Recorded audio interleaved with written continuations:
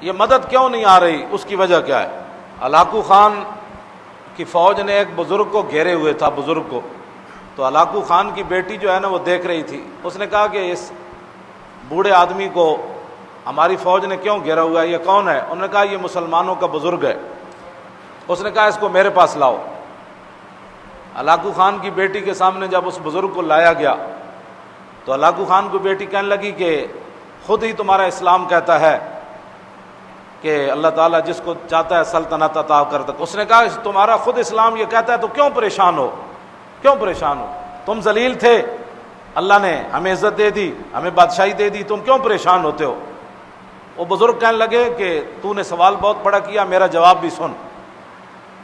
اس نے کہا کہ مالک نے بکریاں بھی رکھی ہوتی ہیں اور کتا بھی رکھا ہوتا ہے، تو یہ بتا کہ بکریوں کی قیمت زیادہ ہوتی ہے یا کتے کی؟ اس نے کہا کہ نہیں، بکریوں کی قیمت زیادہ ہوتی ہے۔ اس نے کہا اچھا بکری اگر ریوڑ سے علیحدہ ہو جائے تو پھر کیا ہوتا ہے؟ کہتا ہے پھر کتا اس کا تعاقب کرتا ہے اور اس کو گھیرتا ہے۔ اس نے کہا وہ کتا کب تک بکری سے لڑتا رہتا ہے؟ اس نے کہا جب تک وہ بکری گھیر گھار کے دوبارہ اپنے ریوڑ میں واپس نہ لائے۔ اس نے کہا کہ یہ حضور کی امت جنہوں نے کلمہ پڑھا ہے، یہ ہیں حضور کی امت کے ریوڑ، بکریاں ہیں، اور تم ہو کتے،